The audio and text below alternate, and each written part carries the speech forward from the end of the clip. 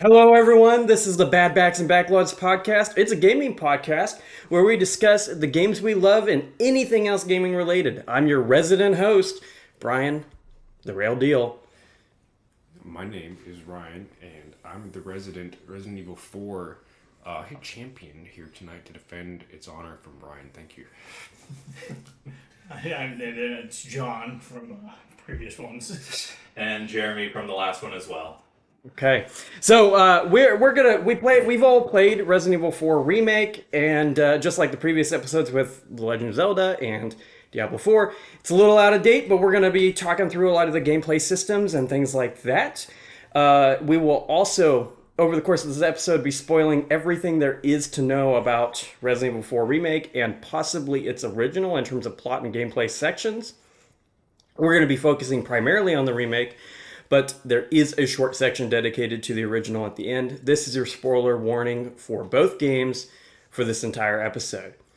We're going to start out with a gameplay overview, and then from there, we're going to break it into its three primary sections of the village, castle, and island before wrapping that all up and answering the question at the end: is the Resident Evil 4 remake better than the original for the long-term fan and for the new fan?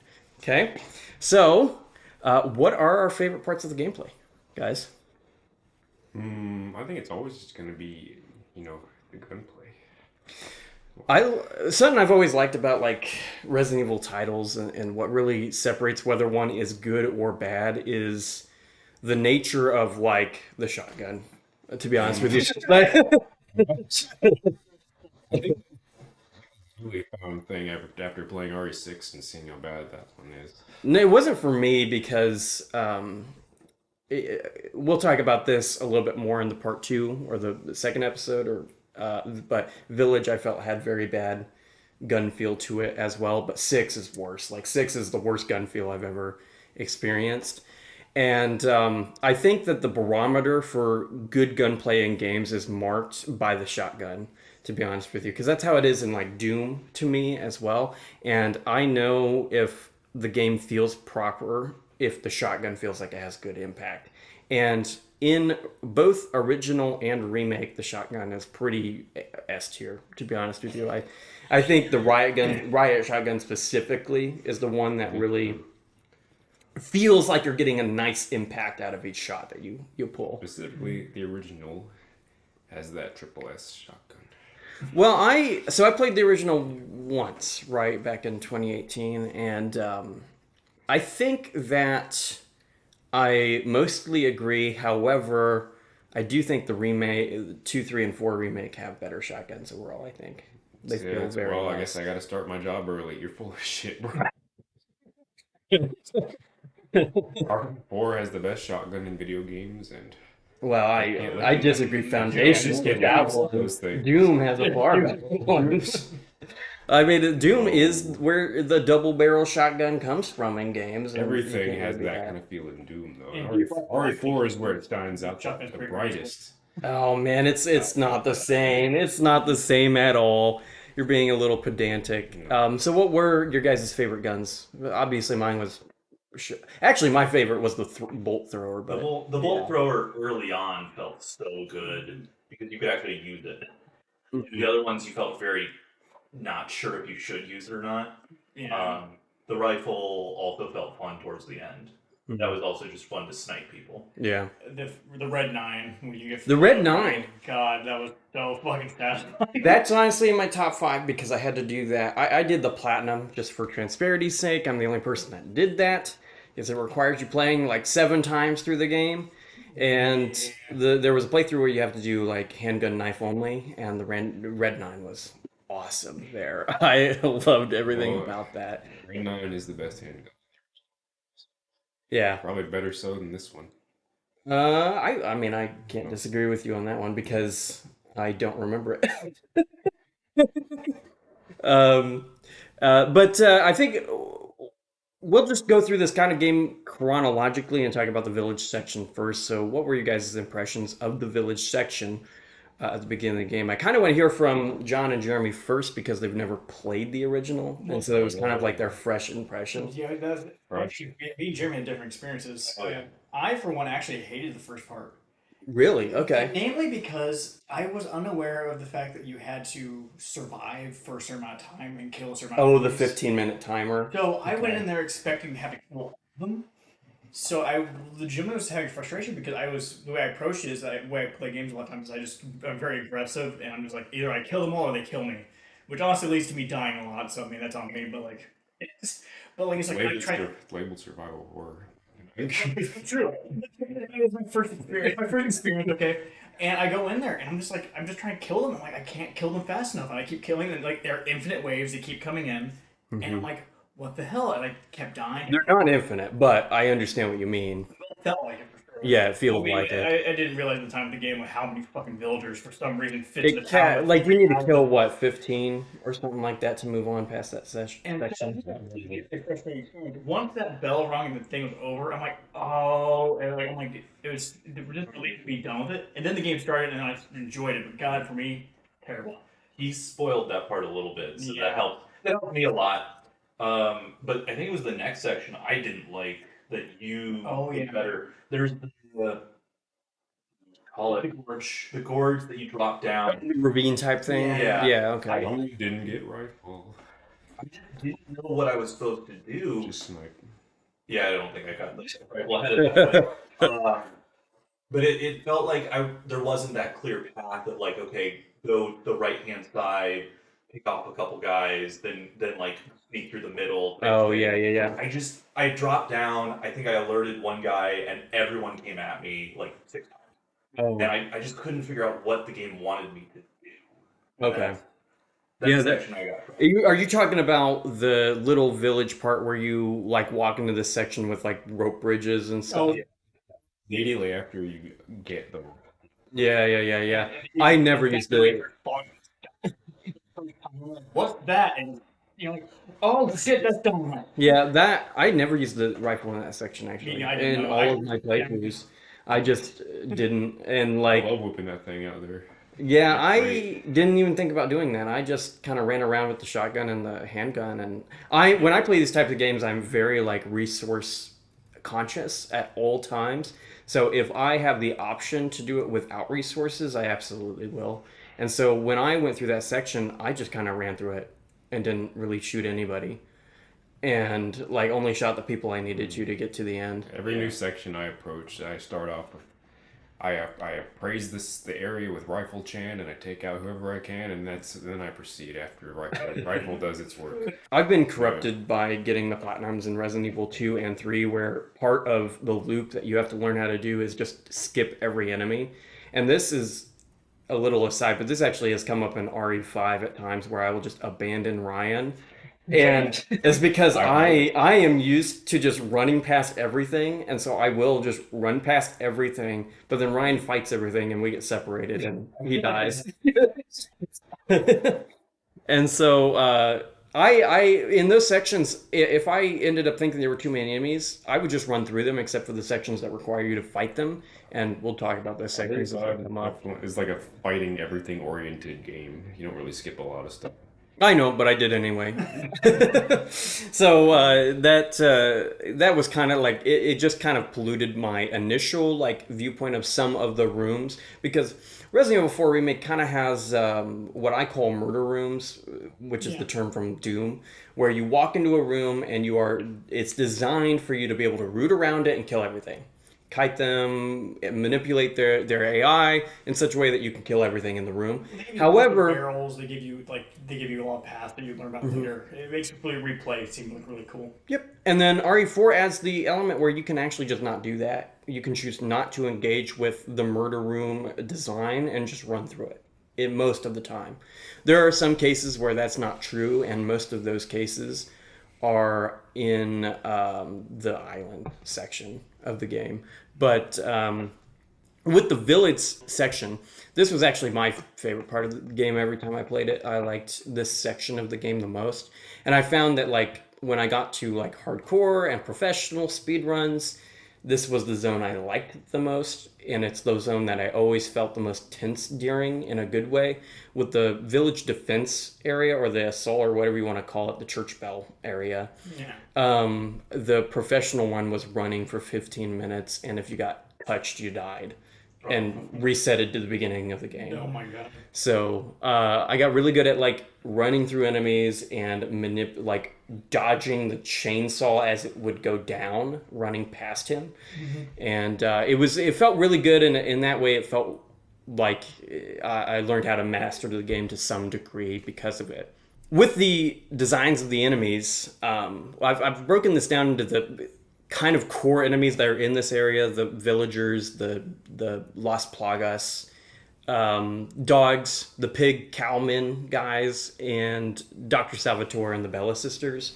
Of those, like, what was your favorite enemy to kind of interact with? For me, I kind of began to really enjoy the Bella sister fight, which is the two chainsaw It chicks. was a good fight. I like that little But section. you and I there. had different experiences with that at first because apparently they kept killing Ashley for Yeah, you. they did They never keep killing touched Ashley for once me. for me. They didn't find where she was. It was a easy, breezy section. Yeah, so for that section with we'll get to the big Ashley in the room in a little bit, but I ended up liking that fight the most because I found out how to keep her safe, which is as simple as putting her in the locker in the basement. But the first time I walked in there, she was in the locker upstairs. I put her And there too. They didn't find her. she just walked out and walked downstairs. But I'm telling you, And she stayed there. and like yeah, they murdered her. They murdered her really really bad, and I don't think Sadler really much was a fan of them after that. But for you guys, what was your favorite enemy type in the village section? Basically, Didn't like the base enemies. Yeah. they're really fun. It's, like the gameplay, you know, like the gunplay. I really enjoyed the aspect where it's just like how they reacted to you, where you shot them in the body. That was just something that was kind of a fun part of the game. I really enjoyed Hmm. kneecapping them. Oh my god, the kneecap kick to the face or suplex Yeah, thing is so it's fun. still fundamental too. Really, I mean, That's the flow, and I don't know. I enjoy that flow less now that they've nerfed TMP Sama.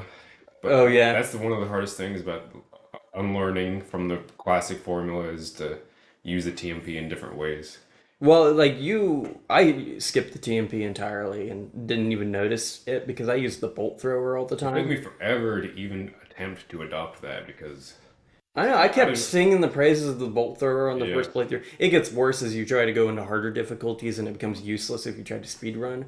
But it was good to start out with, like learning the zones and everything, because I always had infinite ammo pretty much Yeah. at all times with all of my weapons on my first playthrough. it's a good item to have for like a first time player for these kind of Oh, yeah. games. Yeah. It was a nice way to allow you to save up all your bullets for when you fight the big guys. You know, cowmen, the chainsaw people. It was nice to be able to be like that was your kind of like grandma shows up and you don't have to spend 30 bullets on her. You just for some shoot reason her, grandma took more than the last grandma. you shoot her twice in the leg, and then you suplex her. Yeah.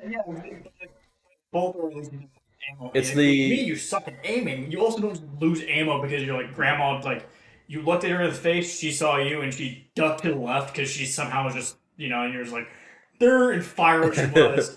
grandmas have back trouble. Sometimes you just got to hit them with the old And chiropractic they have slam, you know.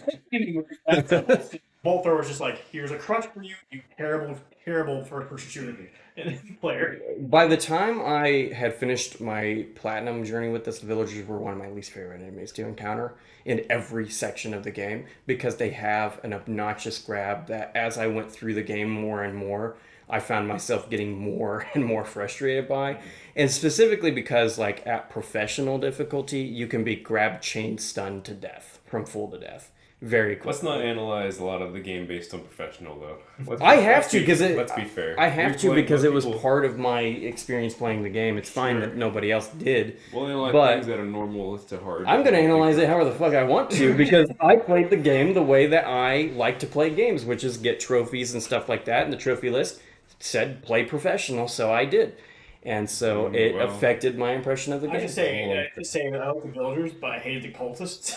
They're the I- same thing effectively, but The cultists I found actually a little bit better because they've got easier parryable attacks. for me, it was just the fact that So- like their legs are covered in rags, so you can't see their goddamn Oh legs. yeah, You're yeah. trying to shoot them in the knee, and you're like, for somehow Leon had a magical power to shoot between the legs well, you know, and you're like, God, Leon, please just stagger him. He has actually. He's just like, okay, I'm gonna use 5 of my bullets between the knees. You're like, Every time that God. happened, it reminded me of that scene in RoboCop where he like shoots like in the middle of the woman's dress and like blows off the guy's dick with like a handgun. Except this time you just lose the Yeah, and then this time it's like more frustrating, but it did bring a smile to my face every time because I'm I like, didn't like the I love concept that of grab movie. attack. They just have random guys with guns who are just staring at you. And you're just like, at least the grandmas would just kind of like hold back a little bit, but these guys are just like running at you, going, Yeah.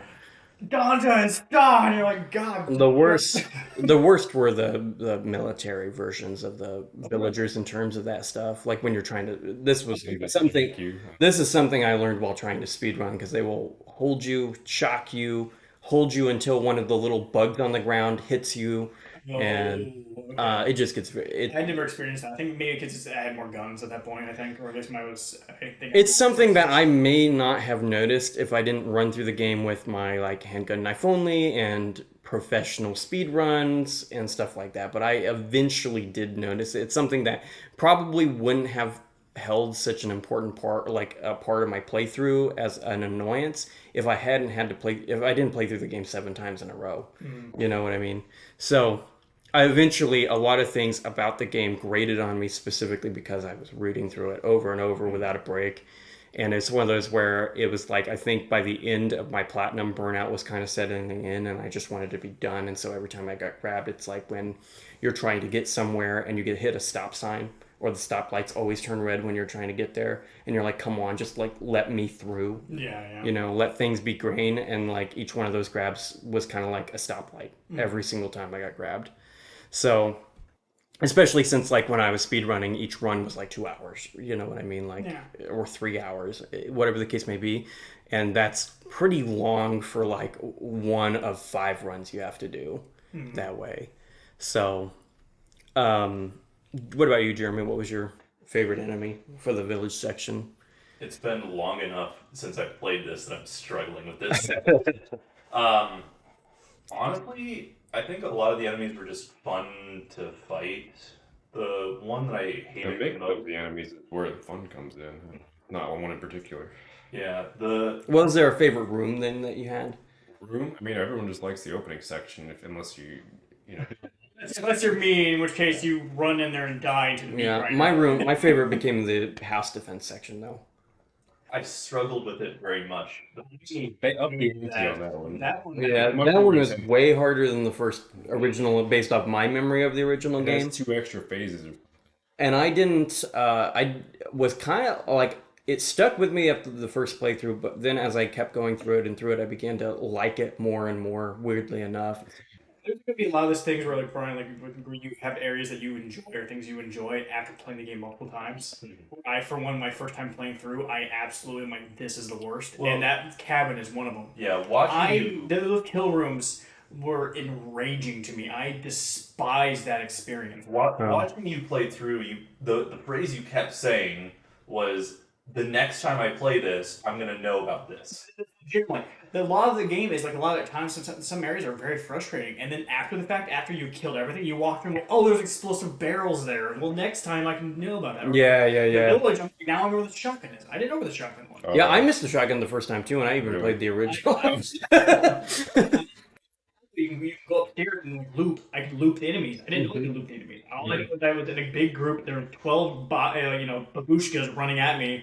Because for me, apparently they're all grandmas for some reason. And that was annoying. But like the cabin, There's like a more. Every single encounter has like this. We'll call it like the cinematic approach to it, where it's like this is the cool way to do it, and that's Okay. that's the one because you kind of see an open door in the opening village section where like I can run in there, and then that's where you close everything. Oh, like they're kind of like subtly trying to kite you there they without kite- the yeah, we'll yellow call it- paint They meta. kite you in a lot of different ways. It's like that was the cool way. Yeah. Okay, that makes sense. I didn't actually hit the house at all on my first playthrough. That kind of like creates that cinematic or whatever. Yeah.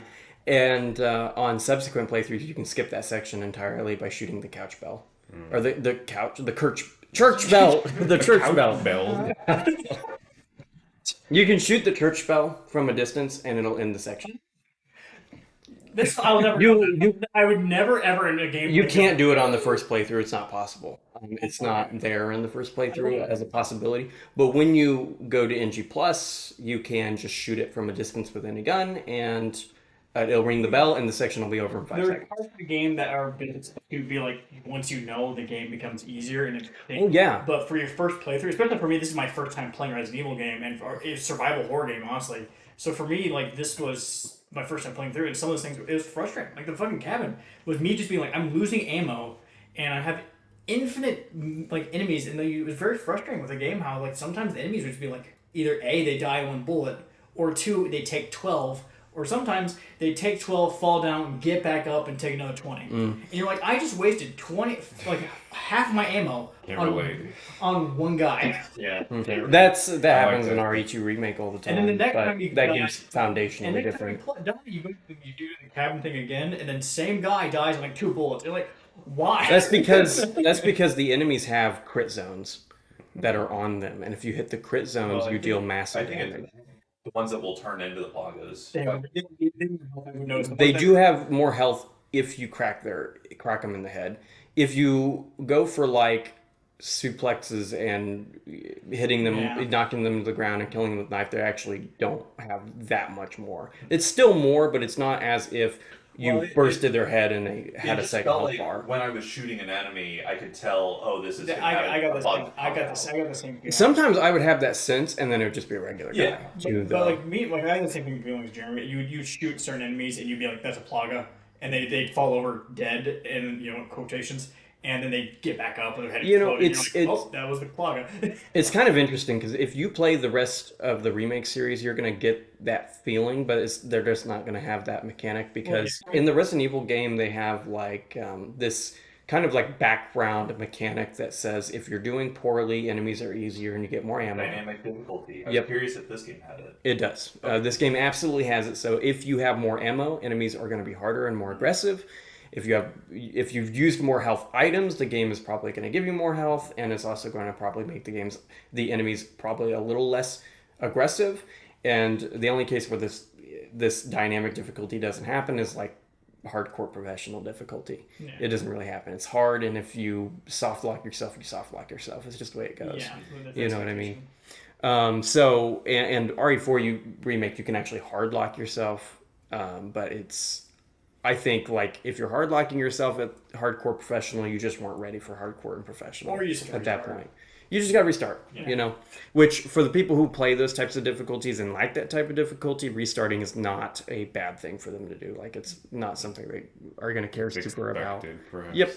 With the kill rooms and the level design, there are a few things I had questions about, and the first one is how about those goddamn bear traps in the first section? God, I watched Brian play. I was seeing gameplay. I watched Brian walk into 3 of them in a row. Yep. It was amazing. The only time I died to Dr. Salvatore, which is the chainsaw guy, I backed up into a bear trap, and then he cut my head off.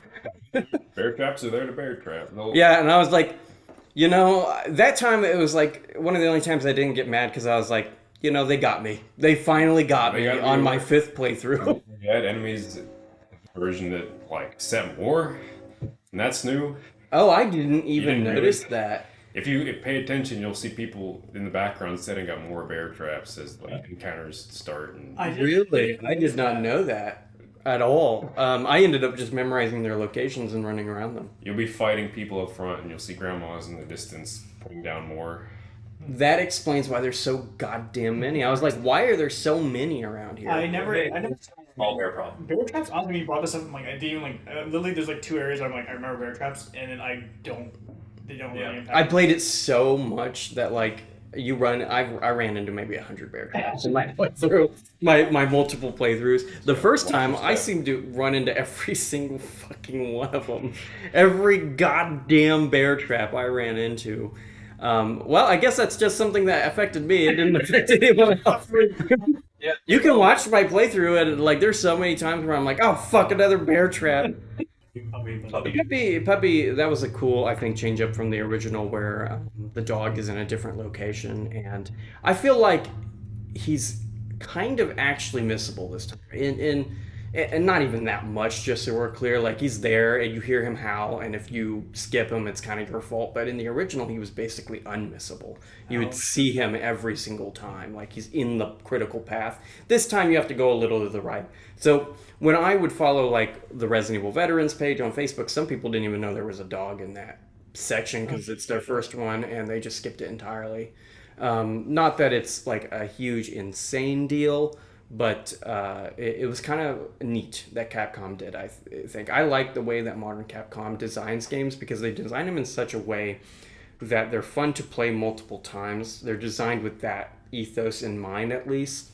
And while I did not like playing through this game as much as some people do online that you see talk about it, that are on their like 30th or 40th Oh playthrough, my god.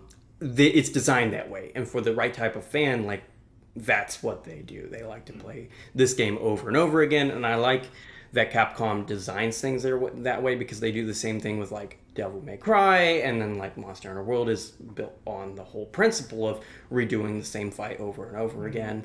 So Perhaps a few too many times. But yeah, perhaps I didn't play it as long as you did though. I've been playing. That's a different. It is a different. It is a different. That's a Capcom only episode to talk through those. But it was a little connection I wanted to make there. The other major sections to talk about is the lake segment.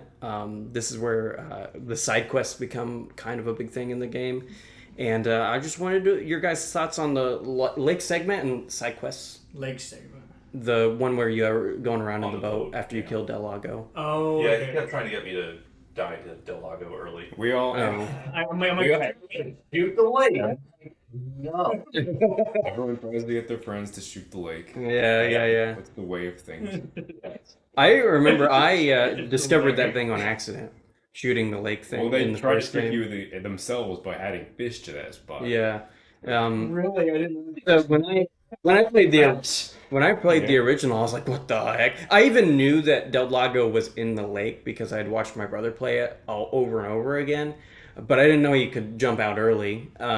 So it did get me the first time, and I did want to do it just to see what it looked like, but then I never actually did it on any of my playthroughs. I did it my first playthrough. I remember finding a save and be like, "This is my chance." And I immediately ran to the lake and started firing. Take me, please. My salamander daddy. take It's me. so interesting. It's so interesting that like you guys have never played a Resident Evil game and you still knew about that little thing. Well, you know. it pops up so often, like top 10 moments in gaming. Bobby fires in the lake and Lizard Boy eat him. Oh, John told me to do it, so I didn't do it. Oh, okay. That's fair because John, I remember this is a little Dark Souls story, Dark Souls 3 story, but we had our friend Justin and he was playing Dark Souls 3 for the first time, and John tricked him into opening a mimic. It was Justin's first time playing. Dragon section, and he's like, you need to get past a certain like pathway. Yeah, he didn't. He And I didn't. helped him the whole way, so I was like, he's like, oh, thank you. Yeah. And I'm And like, he's like, "Don't forget that chest over there." And the thing that John did is he didn't tell Justin that the next bonfire was right around the corner first. So Justin had to do that whole section again.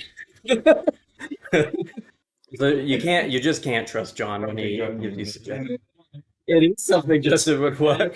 That's the problem. Is John tells the truth like 80% of the time, and then is lying with something that sounds like the truth every time. And so it doesn't surprise me they tried to get you to do that. Yeah, cool to do the first time. Or it would get tedious over and over again because it's not a super interesting fight. It's not. It's The formula for that fight's a little antiquated. Yeah, I mean, it is They didn't just. update it a whole It lot. felt to me that it was pulled just directly from the first game, the original. Like I didn't think it was that different. so cool. The It is. in time. yeah, I did do it 7 times. Eventually, Ineffective boss fight. yeah, I mean, it was my least But it's favorite a one in the little game. feeling. I think Yeah. by the end, like it's the one that I'm like, oh god, I gotta kill Del Lago again, Yeah. type thing. A lot. That was really cool, and there was, if I remember right, there was some small traversal section in the original with the boat, right? You can go back across. Oh, I okay. think you get the ability back to Yeah. Like, That was really cool, and it let you like root around and find new stuff. And as a result, I really enjoyed that. part of the game. I will say that, like, in terms of exploring that area, I only explored it fully one time because no, two times because on my second playthrough I had to get all the collectibles You that pick I up had what you missed. want to get out of So it. There was a point where the games I would describe as bullshit was his match for me at one point because there's a part where you have to collect the keys head statues, like you have to collect them from the pour blood out, and one of them that you get from the cave. The moment you get it, after clearing out the area full of full of villagers, their heads are exploding, it's Yep. Dante stuff. You literally walk 10 steps away after getting that thing, and they spawn a guy with a Molotov directly behind you, and they immediately throw it at you, and you just he spawns above you and jumps down is what he well, does. for me, he wasn't jumping down. It was you're walking towards the stairs, and I was looked down at the enemies, and they were down there. I'm like, okay, let me start taking pot Oh, shots. you were up there I was up already. there, and Okay, he okay. immediately goes and lights me on Yeah, because fire. he spawns And on like the bridge, I think. all I know is Yeah. there was a guy behind me who wasn't there No, 5 seconds. I know what you're talking about because I'm talking about the rope bridge that connects over there. Yeah, yeah. So I think he spawns there because every time I encountered him, I like only had trouble with him the first time because he had jumped It's a down theme that behind happens me. in the game in the future. Yeah. But it was the most clear there, where the game kind of does the old style where they're just like, we'll spawn enemies everywhere and they Hmm. surround you. And in this case, this was very like fuck you energy with Yeah, this yeah, guy with yeah. a Molotov directly behind you. So I literally went from full health to like almost dead instantly. And I remember being like, I remember just like kneecapping this guy and keeping him alive as long as possible. I'm like, you will die. I always like that section because when you get in the boat, you can start harpooning them from the water, Oh, and it's so fun because you nail them to the wall with the harpoons, and it was fun justice on like after my second time leaving that section because the first time I killed them all. Yeah. And on the second playthrough, when I was going for the infinite rocket launcher and grinding up the money, I did that to grind up as many pesetas as possible, and it was fun. It was fun to bust one of the Las Plagas heads with a harpoon Yeah. from the water, and so I that lake segment I really liked, and I can't stress it enough. The village section was like my favorite part of the game.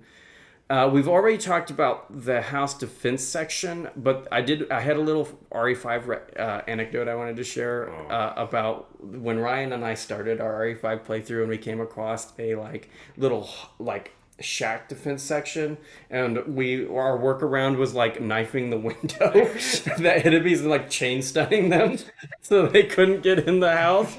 And then we died there a lot because that they break open a wall at one point. But that was a little anecdote that I really liked about RE5 that I think was maybe supposed to be a little bit of a callback to 4 in Well, like they a kind weird of way. the new RE games from like 4 and forward always have these little break you in segment. It's like the idiot test, like to make sure you can actually play this game or not. Well, we were idiots. We played on Yeah. veteran and we died like maybe 10 times there or something like that. Like we had planned to do a let's play and put it on the channel for you all, but like we had recording issues that we encountered. But like the first episode was just going to be us dying in that section for like 2 hours straight, basically. It was So hard. It's hard on hard. yeah, it was hard on veteran, and veteran's not even the hardest difficulty. Is the craziest part about that. So, yeah, we'll talk more about RE5 in the next episode, but I wanted to share that anecdote because it made me think of that. Story. What do you guys think of the story of the game? It's your guys' first time. I already have my thoughts, and I'll share them as the time goes on. Well, we didn't talk We're not too. Shit. I'm talking about just the story Calm of the down. village section. Oh, the Yeah. Classic campy 80s action Wow. movie. When do you learn about the underground part? The underground part castle, Like, I think. okay. Yeah, you don't know about anything underground yet. Okay, So because I mean, the story is you get injected with your thing. you get kind of injected randomly. Yeah, yeah, and yeah. then you're going insane, kind of. Okay, yeah. In terms of like the story and theme, like I don't know. I don't think anyone plays RE for the story really that much. So. It's literally like everyone talks as if they're an old '90s action movie. Like they all have to say. Oh yeah, They yeah, never yeah. say anything clearly. They always have to say something quick and then disappear into a corner. The original was Like, even. I'm gonna say worse, but I don't mean it like a bad thing. I'm gonna say it was worse for that because there were more of them, but it was actually like part of the original's charm, I think, because like there was that section with Ramon where he's like Everyone's send the my most left common. hand after you, and then Leon's like, your left hand comes off, or like something like We that, you love know? Leon. Yep. It's our boy. Lily is the quintessential that action movie character. He only talked by saying the most vague shit, Yeah, yeah, yeah. lighting a cigarette, and then disappearing near the nearest dark Yeah, hole. yeah, yeah. And that's all he would do the entire time. He'd always be like, he'd always have like that smile, like But it's all like he knows something, and then he'd just disappear. And you're like, fucking Ramon, just say something straight for once. it's Talk. like it's like where's everyone going bingo thing. They ported it over, and I'm glad that they kept like some of the more like lines that don't feel too out of place because they cut some of the campy lines out from the original, Okay. and they instead made them like trophy titles. I noticed as I was earning the trophies. Okay. And they kept in stuff like the bingo line, and I really did like that because it's kind of iconic. You know what I mean? Bingo So line, I don't remember. after you finish the village section and the church bell rings, Leon's like, "Where's everybody going? Bingo?" Oh yeah, You yeah. know. So I mean, I still enjoyed it. I was just astounded like how much they leaned into it. I'm like, holy shit, yeah, and the way they talk. it's kind of strange because we'll talk more in the next episode, but as just as a brief aside, the originals I think were unintentionally campy. They were campy because voice acting standards were so bad at the time. Yeah. RE4 is intentionally campy. What do you mean by campy? Sorry. It's Like trying its best to be like this goofy thing that doesn't take itself seriously. yeah, Yeah, like okay. the originals, you've got funny lines like "You were almost a Jill sandwich," where the voice actor like is laughing while delivering the line because he can't keep a straight voice, and it's something where given the industry standards at the time, localization was a very different process and something that was supposed to be maybe like fearful or something like that just came across funny when it was translated. Okay. And I think that there's some kind of like retroactive identifier that the originals were intentionally campy, which I don't think is true at all. And when you play the remakes of the originals, they're not campy. They're not campy in intention, like that they're trying to be with the writing Yeah, and stuff. You know, it's more some of that stuff is carried over from like the originals. Um, I I really enjoyed the writing of this game in terms of like it ferried me from next section to next section Yeah. well enough. Like I don't think the game would be the same without them, although I did skip them after the first playthrough every time. Yeah. They weren't something that I wanted to watch twice. And I do like how they got rid of QuickTime events so I didn't have to. Oh, you didn't have like. I'm glad that that era of like game design is gone. Whenever I play a game with QuickTime events nowadays, I'm just like, this again. And I'm like this like I always get tired of it whenever the moment I see QuickTime events, I'm like I don't want to deal with this. It's so frustrating. Living through that entire experience was horrible with all those. I don't know. Yeah, I don't like them, and we experienced them in RE5, and I was the reason that we had to redo them all the time. We kept stopping and like talking during those and then getting. Yeah, it was usually my fault. Not like every time, but most of the time it was like I forgot that QTEs were a thing and just wasn't paying attention. You know what I mean? Yeah. So, because that's an antiquated piece of design that started with Shenmue, and it just was everywhere in the early 2000s, and now it's not really a Games turned into thing. movies, and then whether it was they made it still game quotations is that they would have like Yeah, I think it was QE. the idea makes sense. They wanted you to feel like you're still playing the game when you're watching. the yeah game. yeah. But at the end of the day, it's like nobody wants to do that. And when You know half what I your mean? game is that, it's horrible. Yeah, Not and like God of War bad or anything. God of War. At least with God of War, you press circle and you knew it was happening right away every time when you would play the older ones. And in like those, if you failed the QT in like RE4 original and 5, you just die and have to redo it immediately. You know what I mean? So it just I don't like that type of design. I'm happy that they cut it out. Yeah, and the it's parts awesome. where it exists is like mash the button to break out of something or something like that, which I'm fine. Like games still do that. Final Fantasy 16 does it too, and I don't see it going away I ever. liked what they did though, design wise. They allow you the options. If Oh, it's to hold the button. I forgot about Yeah, that. Yeah. I love that addition because I actually turned that on because I was because of my nature of my job. I work in a lab, so I do a lot of pipetting. Oh, yeah, yeah, So yeah. it absolutely hurt me to be like every time some guy goes "Donde está" and grabs me. So instead That's of actually a good point. I didn't really. We're all like 28, 29 for like clarity here, and I have been playing so I have noticed recently that when I hit those sections, and it happened in RE5, and I actually said this a few times, I'm like, my finger fucking hurts and I can't do this anymore. Like, we would die because I'm jamming the button so much, my thumb just starts hurting and I can't do it anymore. I'd rather button mashing stuff go away in video games than QTEs. Of the two, I would pick, but like if I had my cake and ate it too, I'd say get rid of them all because I don't want any of them. So, or if you do a button mashing thing, like just make it end at some point. Like the ones in RE5 would go on really long. I felt so, and I do like you're right. Like you didn't punch the rock. You're right. I didn't punch the rock, but I did most of the ripping out of Jill's like little. Like crystal thing, you know. So you were hanging off the edge there too. Yeah, and I had. Oh my god, you freaking! I almost died because I had to hold on to an edge, and the way that you hold on the edge is you have to jam the freaking button over and over again. And Ryan took his sweet time, so I was doing it for like 5 minutes straight. I had to punch a rock. Yeah, no, that was after. That was after because I was playing the game while you. I was getting chased by the Noodle Man. So yeah.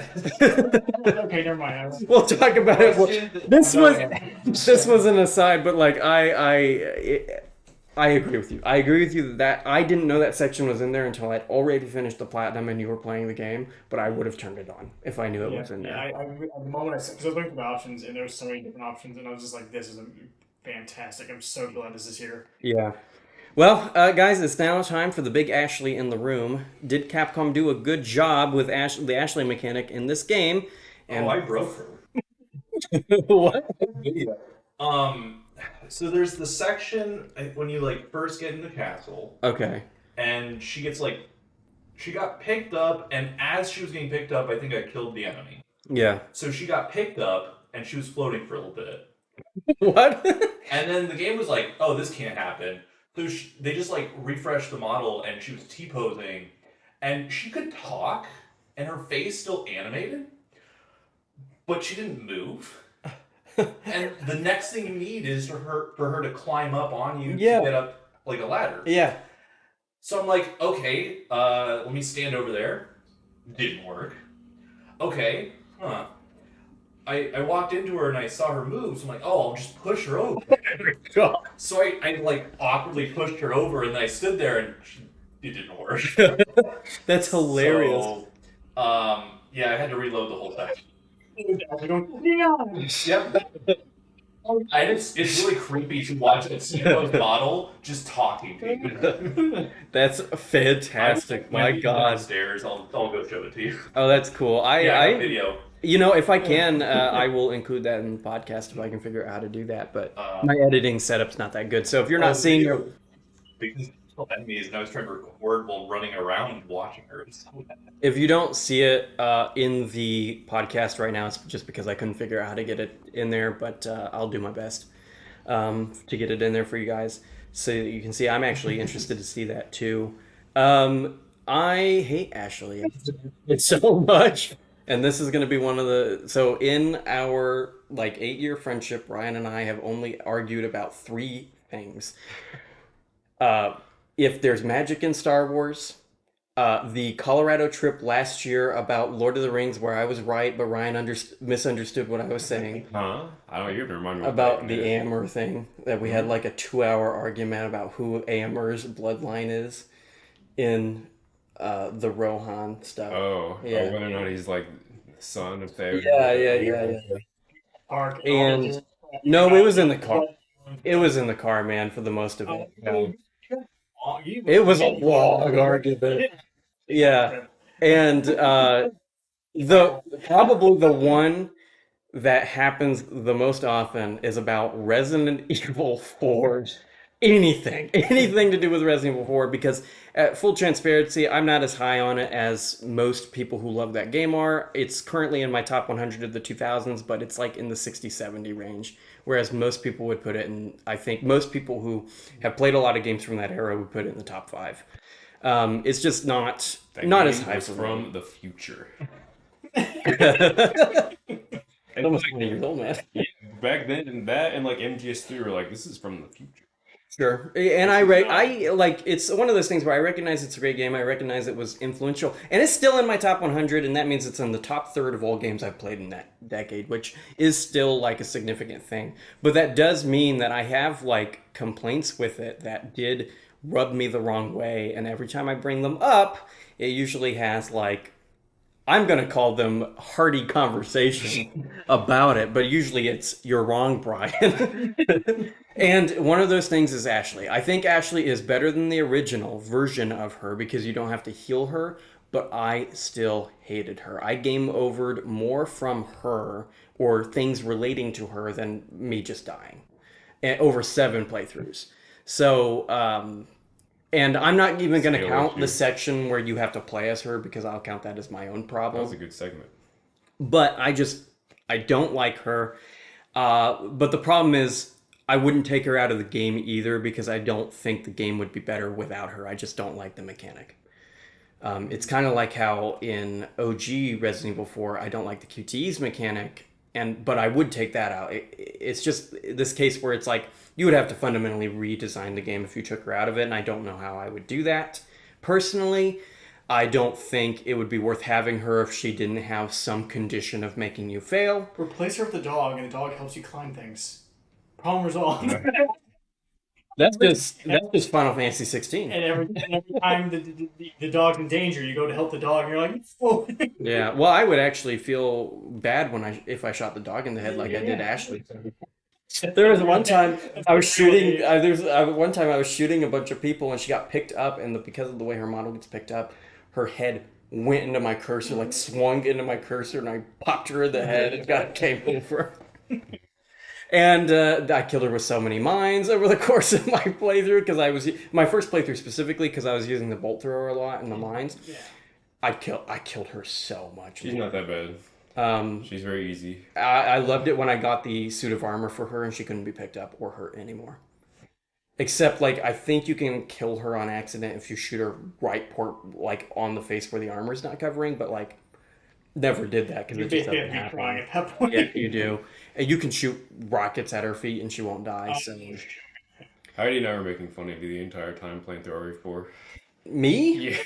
You kept talking to me, you're like, oh, you kept freaking out about Ashley, and we were just like, what is he talking about? Because we had no issues at all ever. I had At so any point. many issues. The There only was time, one. the only time we had issues with Ashley is when you're first running from like the big cheese.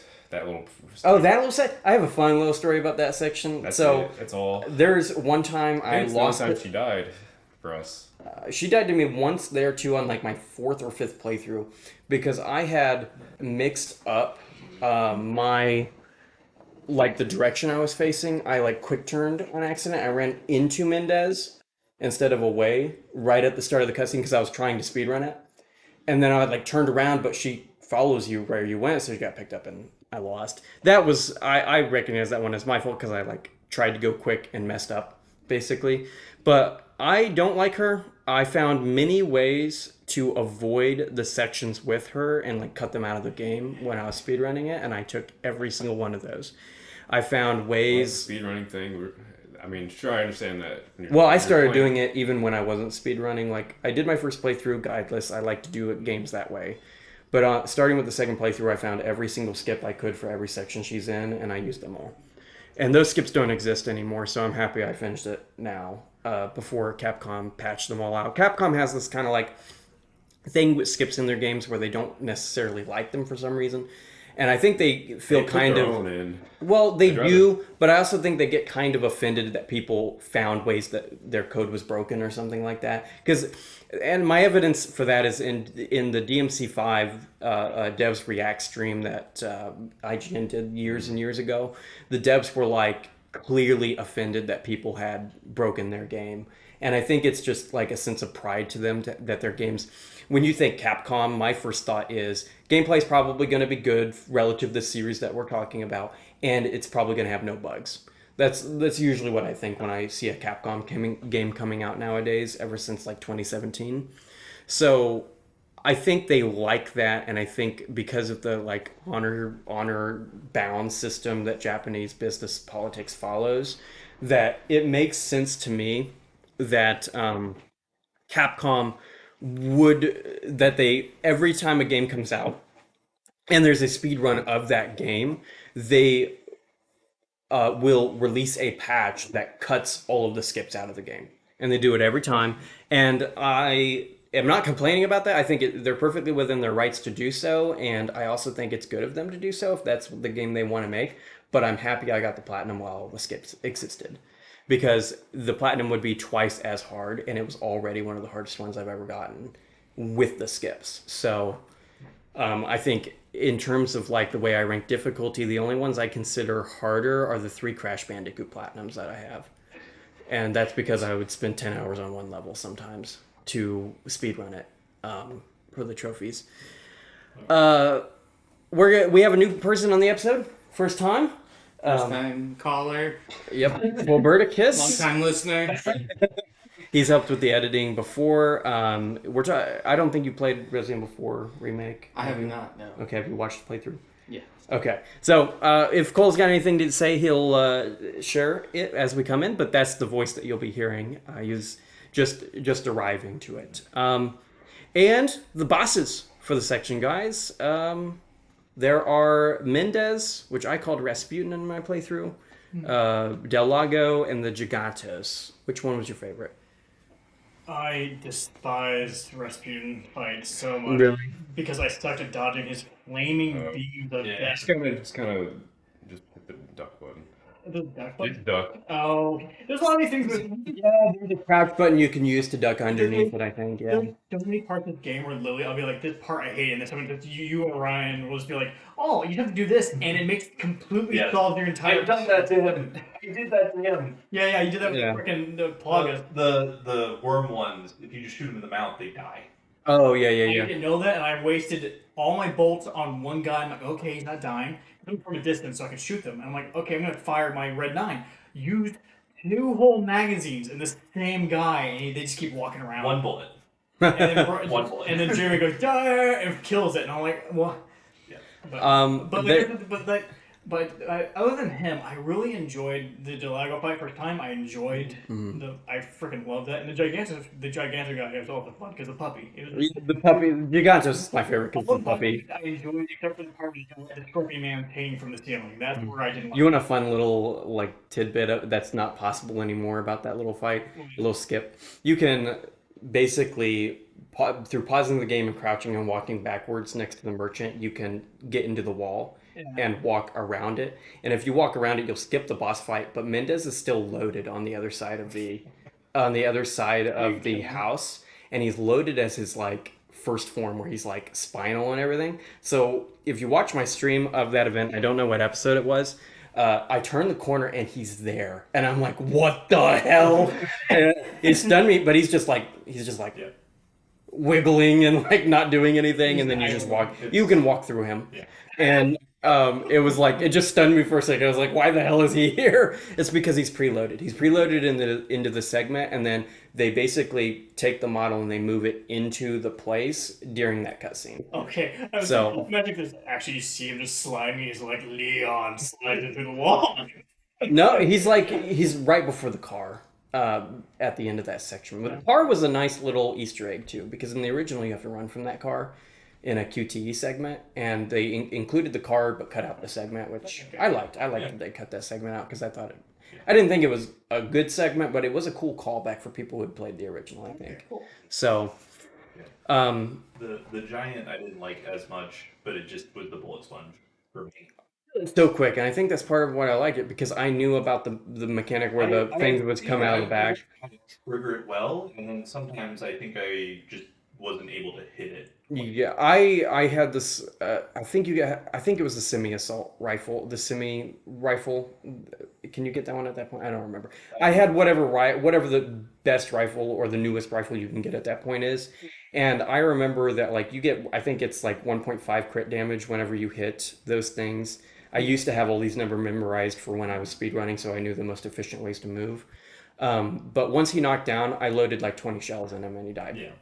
and I knocked him down quickly because I knew about that mechanic. I was looking for it because I had played the original. So, and I also know that like you have the option to climb on him and like knife him a bunch, but it's way quicker to just shoot him with a sniper I remember rifle. the first time I took that option, the moment I was down, I'm like, this was a waste of my resources. I could have just shot him Yep. well, shot him in the plug, I guess. I never did that segment because I knew from the original that it was slower to fight him that way. Yeah. So, but yeah, he ended up being my favorite boss fight. What about you, Ryan?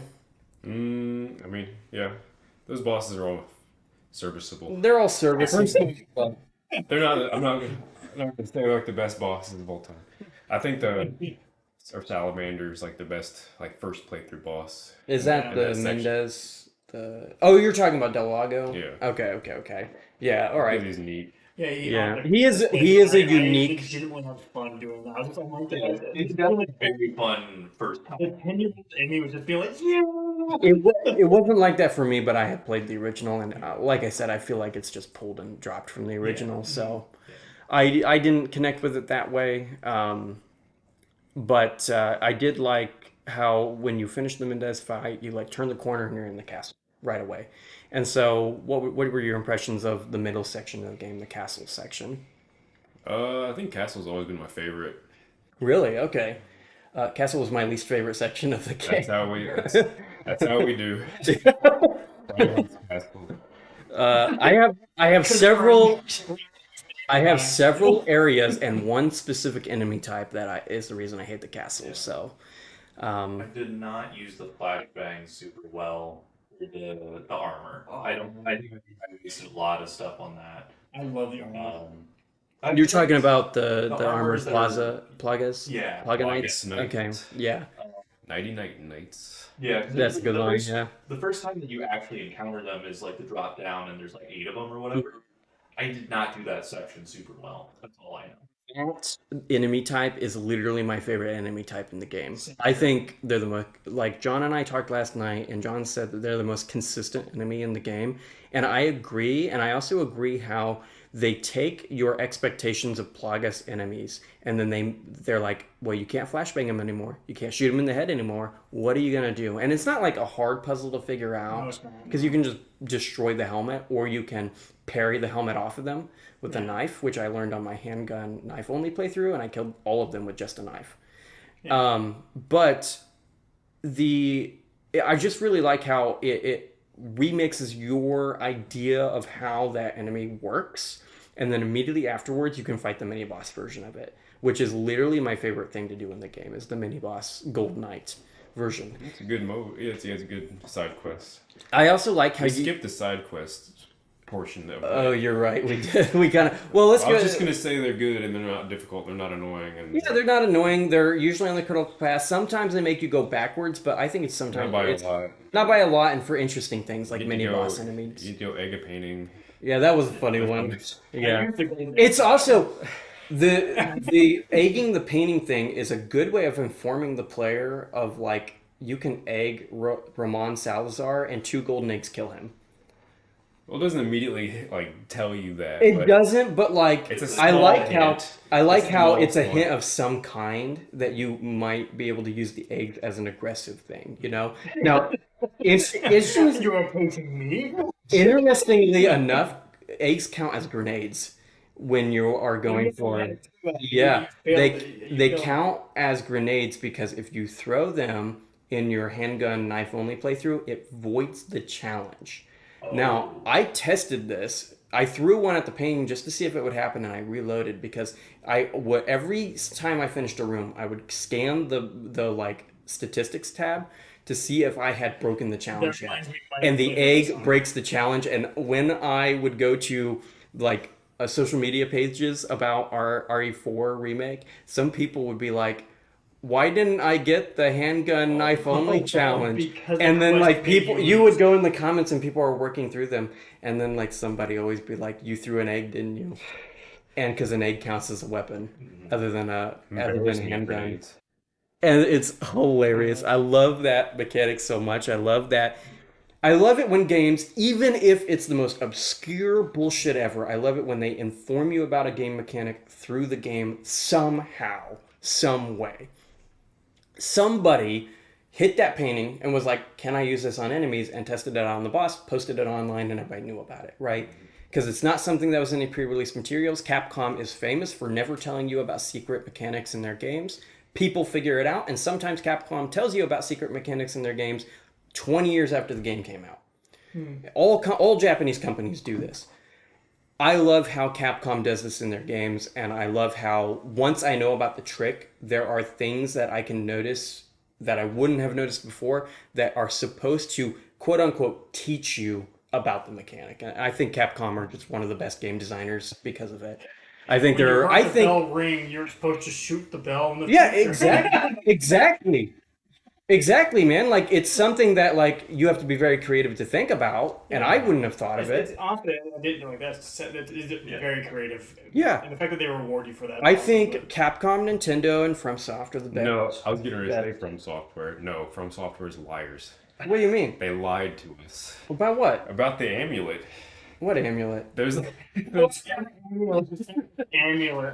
Dark Souls 2, isn't it? Or... no Dark Souls 1, and your gift you start the game with, you can choose the amulet. And before the game came out, well, maybe after the game came out, there's like interviews where they're like, "Does the amulet do anything?" And he was like, "Oh yeah, it does something super cool. It does something awesome.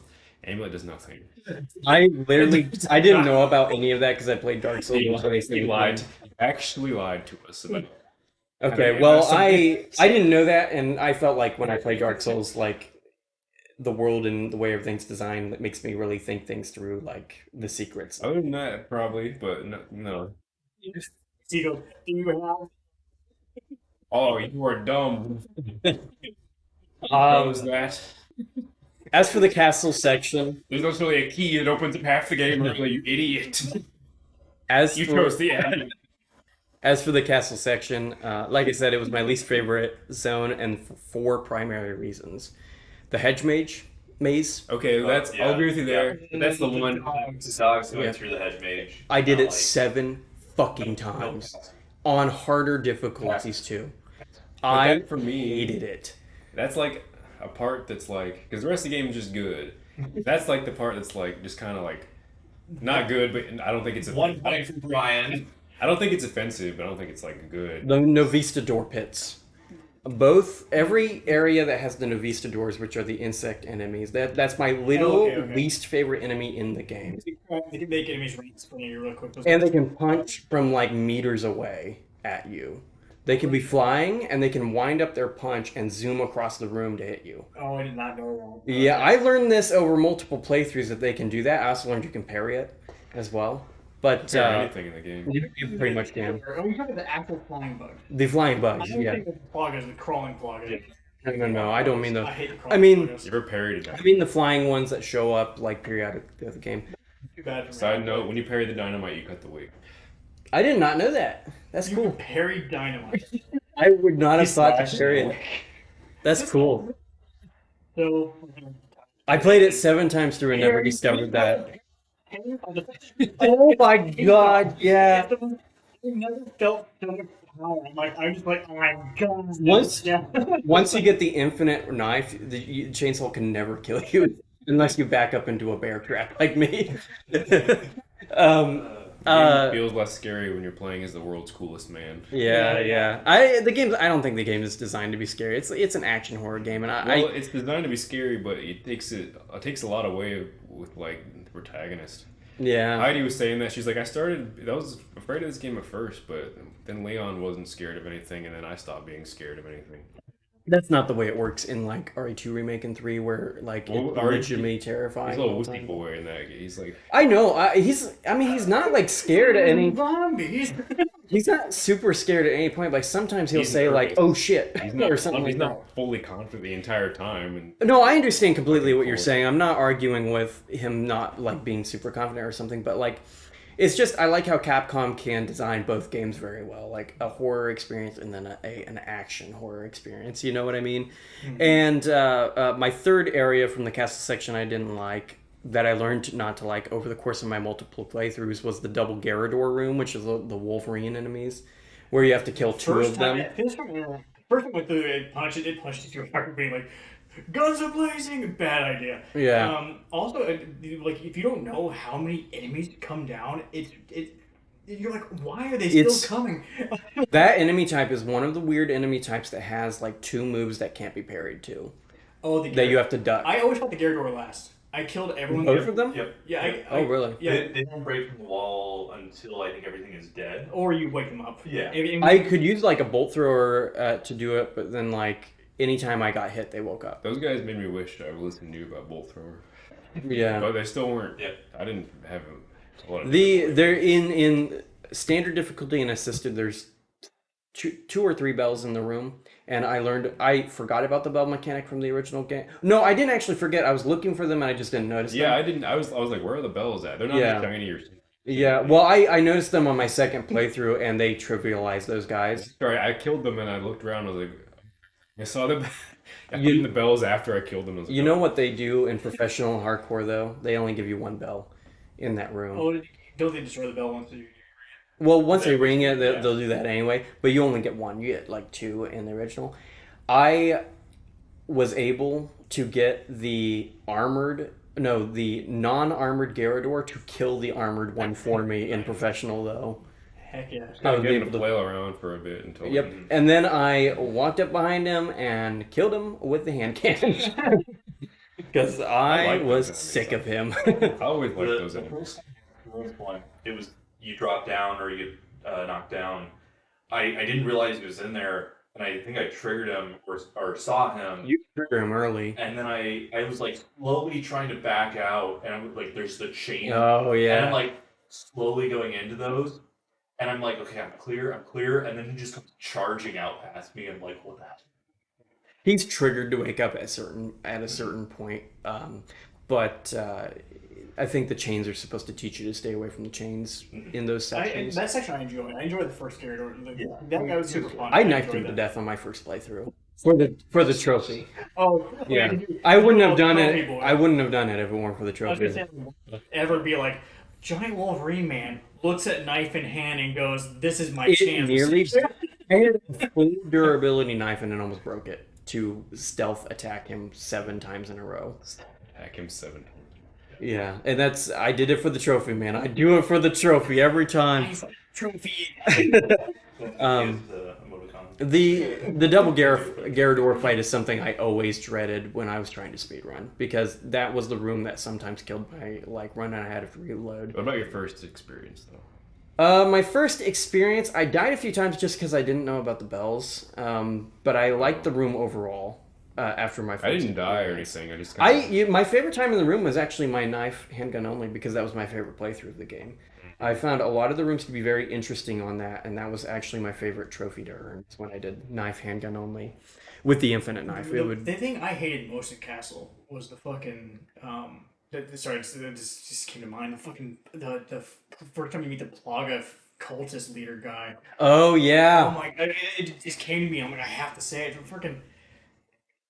where they break where he can like spawn the graboid heads left and right. And the first time they spawn you in the room, the first time you meet them, they make it so there's a trail, a maze that they all walk into their bodies. Yeah. yeah, that's I eventually These are learned good. that in that room you can just snipe him 4 times in a row in the head and kill him from a distance. Run in there, grab his thing, and leave. I learned that after the first time. I was after that first experience. The game- That guy, you just kind of kill him The first. first time you meet those battle rooms and all these battle rooms is always the worst experience every time. Do you know that one room with when you're with Ashley and the bridge like lowers because they hit the lever? Yeah, You can actually skip that.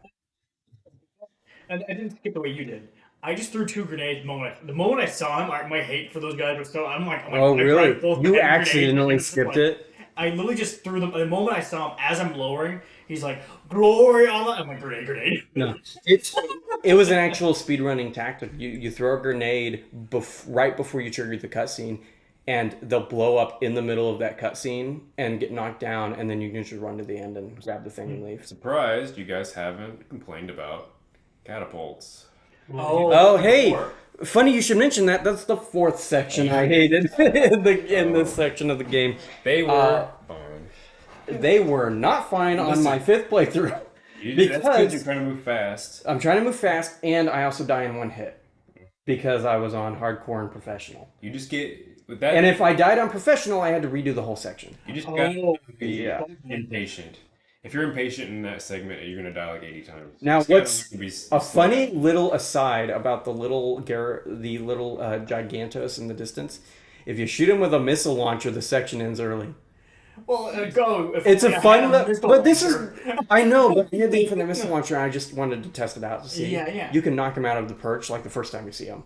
And I thought that was hilarious, That's even though great. it's not something that you. You can skip a lot with rocket I launcher. forgot about that. I don't. There's times where like, he shotguns. He throws them as a shotgun.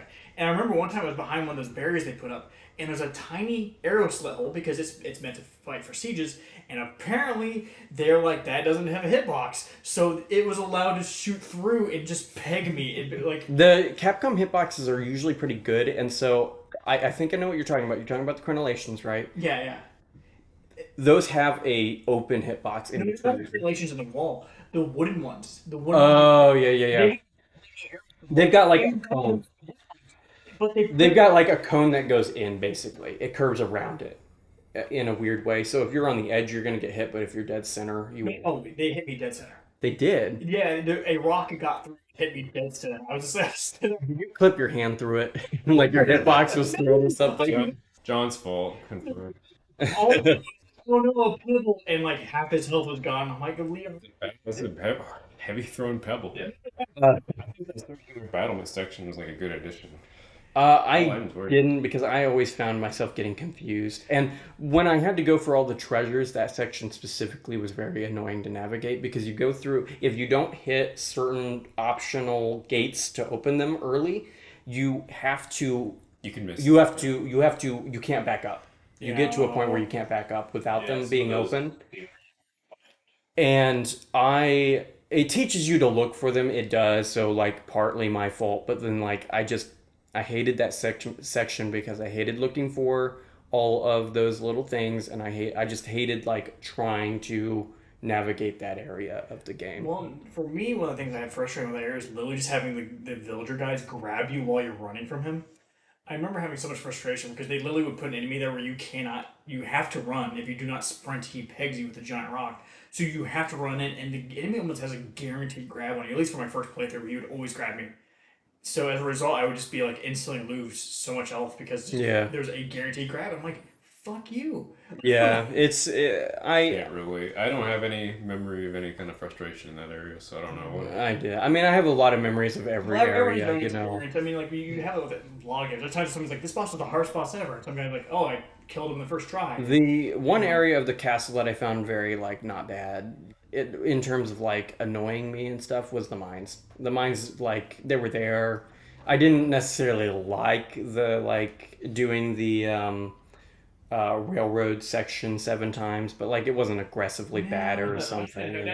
The rail Yeah. part and then immediately going to shoot something. The only thing about that is I had to do one where I did the whole thing without getting hit once, or I had to restart it for a trophy.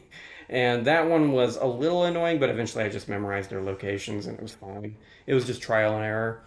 Mines I enjoyed mostly. They were fine. I liked. was my favorite, but the rest of the battle, Yeah, it actually has one of my more favorite rooms, which has the Bella sister and the chainsaw guy. I enjoy that room quite a bit. I like the way it's designed and the way that you can kind of circle it.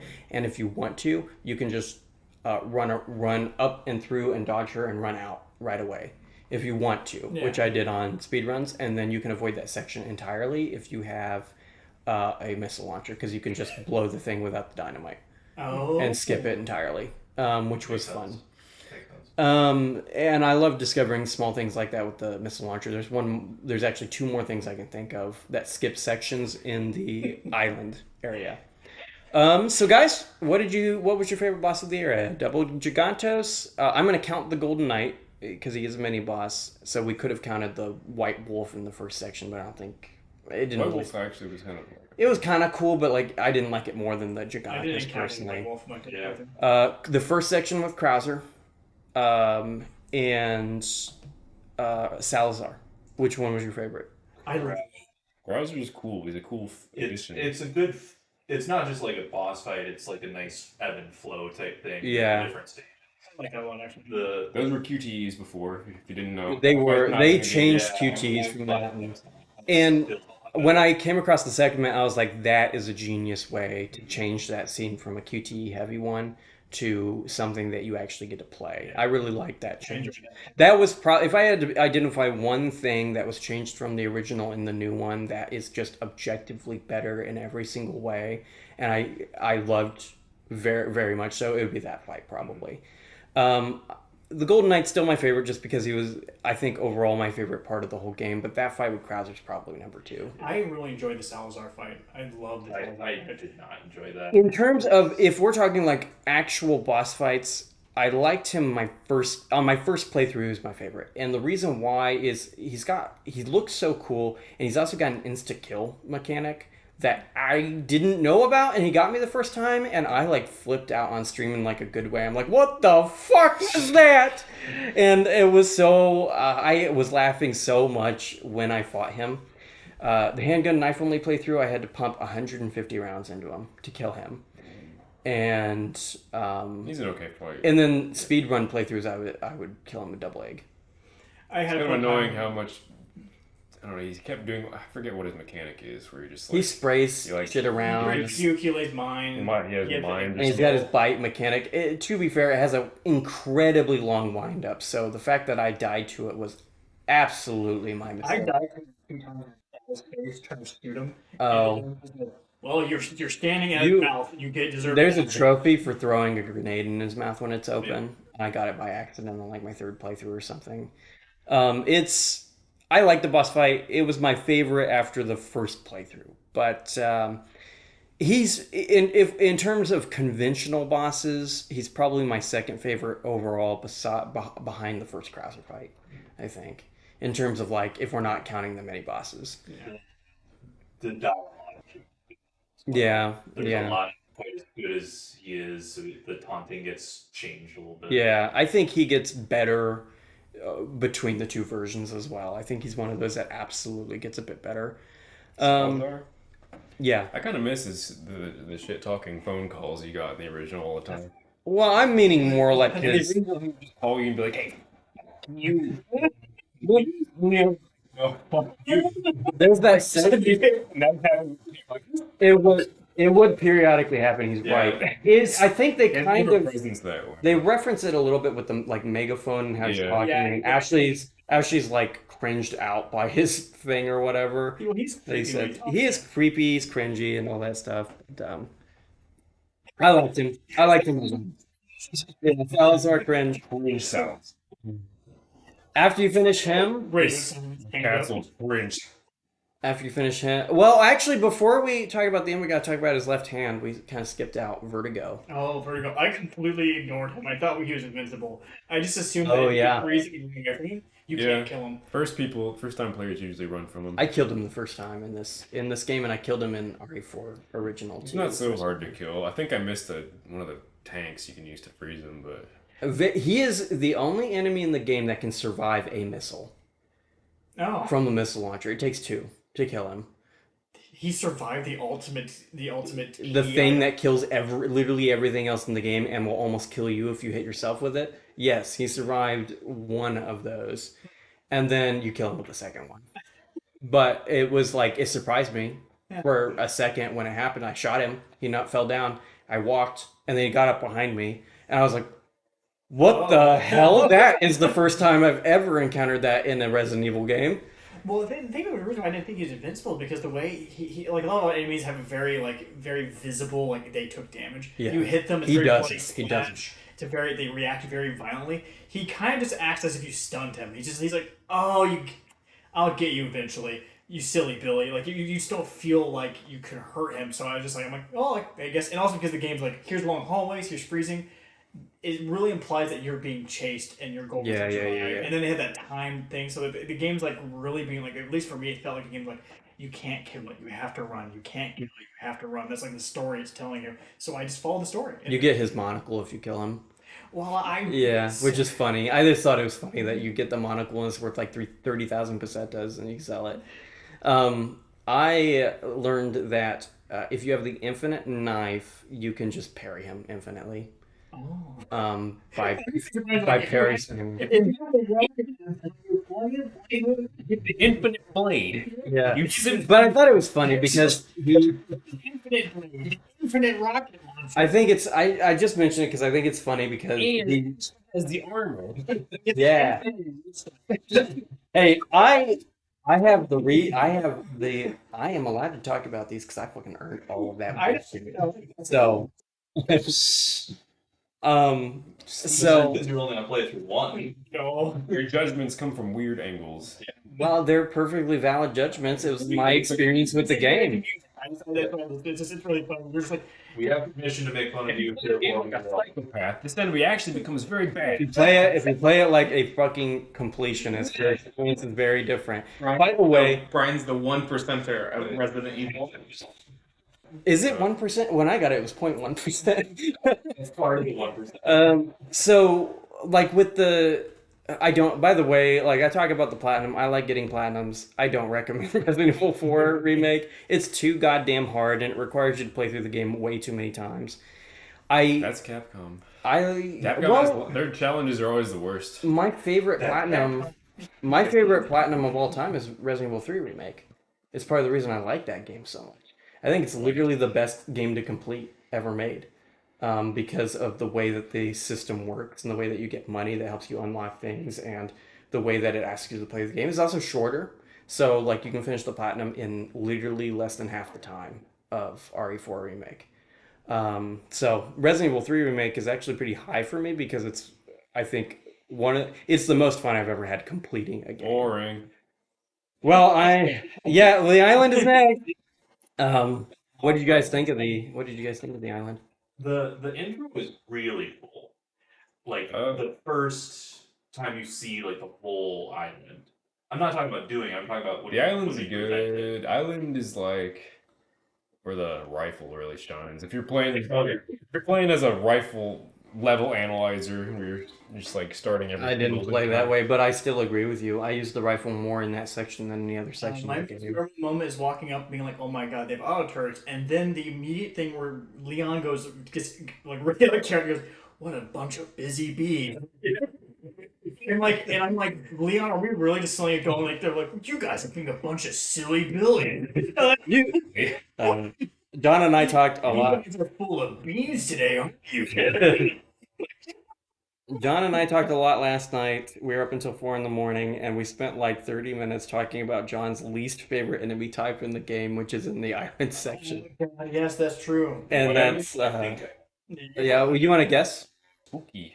Yeah, spookier in this version. They're much faster. They were spookier in the first version, just because I didn't know they were coming. I knew they were coming this time. I expected them, but you are right. They're way more lethal in this game than the first one. You blow their leg off in conventional. The game has programmed you to believe that if you knock somebody's legs out, you'll be safe for a second, but that's not true with the regenerators because they start flopping around like fucking fish, and then they can jump at you. And they're actually way more lethal when they don't have legs. They get like almost an instant grab attack the moment you shoot them in the leg. It's like they're at your throat within like a I think second. they design the encounters with them much more scarily this time around because you have to deal with them for a while before you have the ability to kill them. You just have to. You can cut their hands off right away. Well, it's another one of those things where, like, I, for one, didn't know that, and as a result, my experience was me being punished for following usual gaming convention, where, like, He just told me to equip the bio. Well, you generally knew what to do, so he knew the approach. But I remember, like, a lot of games teach you to just shoot them in the leg, or you harm them and they slow down. But this game's like, nope, not true. The moment you do, they get an instant grab on your neck, and you lose like a fuck ton of HP. And like, oh, by the way, now there's 2, and you're like, please stop. And then you enter the next room and there's 4. Oh my god, Yeah. I had the worst time with regenerators. I did not know about the wrench. I opened every single tube, and the last one had a wrench. I read the notes, so I knew about the wrench. I suck at aiming, and the game is Read the notes. so. I read the notes too. I just for some reason I didn't. You didn't make the connection. Oh, when I made the connection, I didn't think you see it. Oh. Biometric scope would only show the BIOS. I didn't think to look for the shape of the wrench. I just assumed that the inert wrench would not look like a glowing plaga shape. Why does a factory lab only have one fucking wrench on the whole place? Yeah,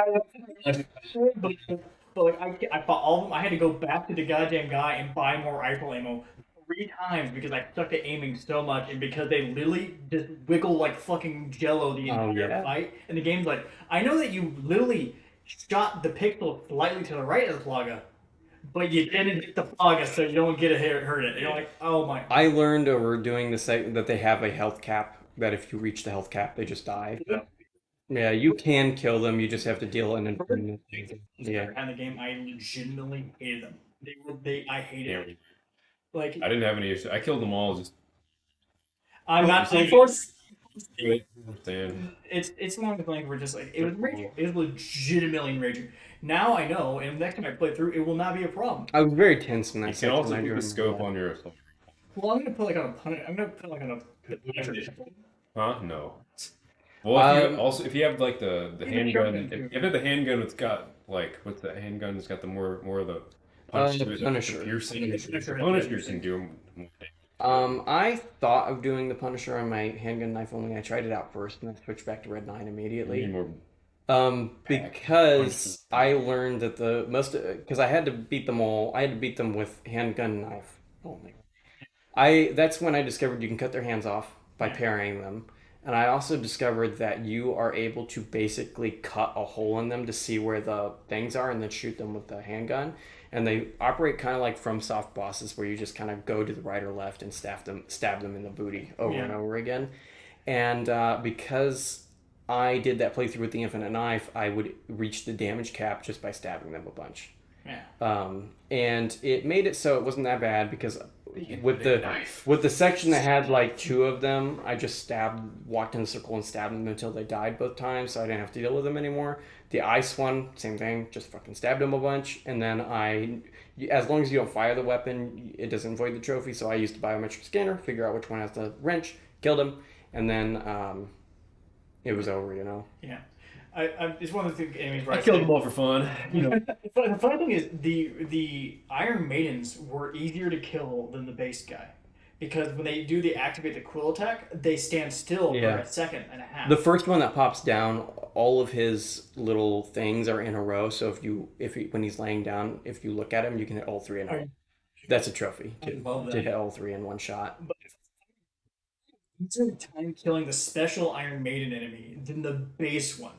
Because I suck at aiming, and I literally just had to keep walking through a window back and forth, and he would do the Iron Maiden thing, and I'm like, 1 shot, 2 shot, go through the window. He goes through the window. He does the Iron Maiden thing, 1 shot, 2 shot. I literally could take him apart, but because the other ones are constantly moving, I legitimately just could not interact with them. I learned I.e., John sucks at aiming, and I need the guy to stop moving. you for can 1 second. parry all of the individual not like names he shoots at them. About that, it was absurd. And he'll just like it's like one motion parrying them all. It's kind of I think it has to be tool assisted because there's so many coming at you. You can carry minigun bullets and stuff too. I think. What? Very about lonely runs. Leon's too strong. Leon's God, apparently. Yeah. The island section and the Regenerators is like the one section where Ashley was actually useful for me because there's that part where the bridge thing is happening and that Regenerator is chasing you and she'll drop it into the pit.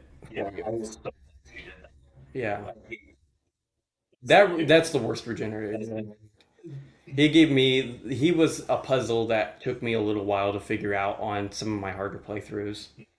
For me, I remember that one wasn't too much of a problem because I just ended up like running past him and just going there. But I remember because the whole time you're playing with him, you have that button that says telling Ashley to let go. But the moment you cross the bridge, because they wanted to have her drop it, they remove that ability. So I'm like trying to press the button and she's not doing anything. I'm like, Ashley, mother of God, and here's the Regenerator just sprinting towards me. I'm like ready to kill her. I'm like, Ashley, if you don't, and then she drops him. I'm like, oh, thank God, Ashley. She's like, I got one. And I'm like, oh my God, you're useful. But the whole time I'm stressed because I had the button and then they took away the button. And I'm like, why can't I? No. We skipped the Ashley. We did. I mean, I never know. It's important. What's everyone? with the Castle of the Ashley, it was fine. I liked it. No, I like that section too. I like. I didn't even use the lantern. Oh, Whoa. Oh, yeah. You actually get a trophy for never using it. And the reason why is I tried using the lantern, I lifted it up, and I guess I just went hitting correctly, and it didn't work the 2 times I did it. And I'm like, I guess it doesn't work. And so I spent the entire time just dodging them, and I had so much fun doing that. It was really fun. The I was just sprinting through them, literally treating it like Dark Souls. I would like sprint at them, trigger their attack, and then it'd go to swing, and I would just swing past them. And I just kept doing that repeatedly. And the section in the bottom where you have to like turn hit all the bells or whatever. yeah, yeah. It's different in hardcore and professional. It's harder. It's rooted in such a way that you have to backtrack through it through four of them and dodge them and do stuff like that. And I did it in professional, so if I died, I had to redo the entire section Oh, from the beginning every time. And it felt so good to unlock the armor for the second time I had to do that because I just kind of strolled because they hit you and deal no damage. So are you kidding me? You she gets the armor while you're playing that game. yep. That makes sense. Oh my, that's amazing. Yeah, and you just get to walk through and everything hits you and you're like, ain't nothing but a thing. You're like, I must find Leon. Yeah. Show me where Leon is. Become more powerful than you can possibly imagine. Yeah. um, for the island section, I had a couple skips I discovered. These are Do you possible. have the Infinity Knife? No, these are possible either with the infinite rocket launcher or heavy grenades. You can do either, and I started doing them with heavy grenades. That section where she's breaking down the wall with the thing, you can throw two heavy grenades and she'll break it in one hit, and it skips the whole section pretty I much. would never know, and I would never find it match. If you stop and think about it. Yeah. But, yeah. Yeah, with the way that you can interact with other areas by blowing them up, it kind of made sense to me that you could figure that out theoretically. It skips that whole section, which I don't necessarily not like that section, but it is a time waster when you're playing through like 7 times, so I was happy to skip it every other time. And the other part that you can kind of skip is the anti-aircraft gun. You can throw two heavy grenades up there to blow it up. And you don't have to run up and get the minigun to shoot it. And it skips that whole section too. And I really like that. That you have the I option of love doing that. that. The helicopter part of the game. Oh my god. Helicopter part of the game is part of the Oh my reason God. it's part of the reason the island is my second favorite section of the game, and I was happy to go to the island every time because I felt like the island had the best kill rooms in the whole. I think my favorite kill room, which is the one where you like are going up the lane and you have it's right before you come across Sadler and start going to the end game. And it's like it's got no Doors, it's got Pig Guy, it's got Graboid Head, it's got really cool rooms to maneuver through. You can manipulate the enemies to run into their own bombs. You are at a section of the game where it's time to just unload all your fucking shit and it feels good.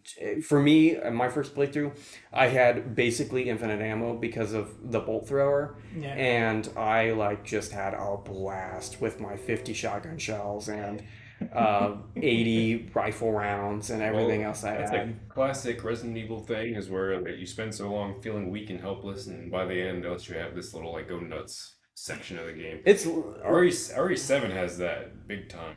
Where they're just like go. it does, but like They give you a you machine gun and stuff. you go through a part in RE7 where everything's taken away from you near the Yeah. end though too with the tanker section. So I think you're right though. You reach that certain section where you're just super powerful at the end unless you're playing RE3 Remake because that game has actually impossible to kill enemies at the end of the game.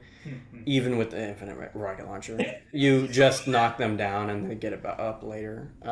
If I remember correctly, it's been a couple years since I played. But I really liked it. I thought it was, in terms of like raw gameplay enjoyment, I got the most out of Island every time I went through. I like that. Island looks fun. Island looks so fun. Island's fun, except for one part for me, and that's the Krauser boss fight. Oh, you I hated it. I hated the Krauser. The crowd. The Krauser boss fight's my favorite Oh, Resident yeah. Evil boss. No, you didn't have somebody sitting there next to you being like, "This is so cool, it's so great." I love it. I memorized his spawn locations for that one section because I had to run through it a bunch. But let's ignore that part. I just hate the boss fight. It's my least favorite boss fight in the entire game. Where is it now? Yeah, I love that. Was my favorite part. That's a great fight. I fucking hated it. I hated everything about it. My only time I enjoyed it was the second playthrough where I had the infinite rocket launcher and killed him in one hit. And then on my professional playthrough, On my hardcore and professional speedruns, I purchased the missile launcher just so I could skip the fight and not have to worry Yeah, about that's it. like save you so much time anyways. It's very long. It doesn't save you more time than using that on That's where Sappho that's the though. fight that harnesses the full power of like the campy '80s action movie It's within it, Like, and it's Well, it's yeah. it's paced great. There's lots of little tricks and traps and different portions, and it's a lot of fun. I remember the first time he Pass. teleports behind me. The first time he teleports behind me, he's like, "Sloppy, Leon." I remember from that then on, I'm just like walking along the wall backwards, pressing my wall. I'm like, he can't get to my back if it's against a wall. I discovered this is another little infinite rocket launcher thing, but I discovered that you can despawn him by shooting him with a missile launcher in each section. He'll despawn until the next section, which is a fun little way of avoiding him. Oh, owie, Liam. He says the same line. He's like, "Nice try, Leon." After you shoot him in the face with a rocket. To be my trap card. I know. Yeah. A joke about what if we replaced. I liked his voice line so much. I wanted to replace him with Ashley and switch the roles. Yeah. So it's just him being like, "Help me, Leon. Leon, they're capturing me," and then Ashley being like, "Big mistake, rookie." As she's getting she gets carried out, that animation. It's like Krauser saying, "Rookie." And as he gets carried away, real floppy rookie. Like it's just Based Krause. I fucking Krauser. I have to tell you, I loved every part of this fight. I'm sorry. Is that your favorite fight in the game then? Honestly, one of my favorites. I really enjoy the fact that when it goes from like in the first one you only can do knife fights, he stops you. But in the second part, you're allowed to use your guns in the knife fight. So like when I first fucking fought, it felt so cool to switch between knife fight and then using the gun and knife fight, and then it just turns into just basically he has the bigger knives. So you're just like, oh shit. He can throw you off the battle mat and kill you I instantly. feel like Put that fight up with like some of the Jack fights in 7 for like. The Jack fights are so good in 7. My favorite Resident Evil boss is the chainsaw duel. That shit's great. And when the one where you're just like frantically trying to hit him with a car is good. Yeah, that's fun. Oh my god. You get in a car and you fight a boss with a car. Oh my god. I want to play. Everyone plays 7. I want to play 7 now. I've never played. You should play 7 is really good, and I think it's also a good branching point. Like the two games I would recommend for you after playing 4 Remake, now that you like it, would be either 2 Remake or 7. Those would be the two I would recommend. Okay, yeah. Because I think 7 is Play 8 too. Don't listen to Brian. 8's great. 8 is you 7 is can the better game. play I 8 feel and like this is part of that last question you have at the end of the podcast. yeah, Sure. you play 8. I mean, I'm not gonna tell you to not play 8, but 8 was not one of my favorites. I'm just gonna say it. I played it and I didn't like it. How is it better than the? How can it not be the best game when it has Lady Dimitrescu? Brian hates castles, like I said. I didn't like that section actually, but we'll talk about that in the next podcast a little bit more. So guys, there's only a few things to talk about now. Mercenaries mode is the next thing. yeah. What did you guys think of Mercenaries mode? My favorite thing about the game is fucking Mercenaries mode. I did not do it. Me either. But Sorry. I did watch John initially play the game after having watched you do mercenary mode. So in that first section, he would always like shoot the guy twice and try to suplex, and it never worked. In mercenary mode, you have to shoot twice, and then you do the. It depends on what character And you're it playing. extends Leon at least. It Yeah. extend the time.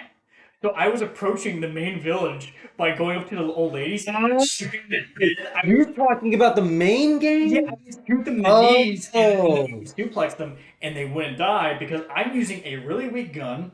And so I'm sitting there trying to suplex the same grandma like 3 times, and then like the game's like, "What are you doing, man?" And then I die. Mercenaries mode, yeah, it's nothing like the main game.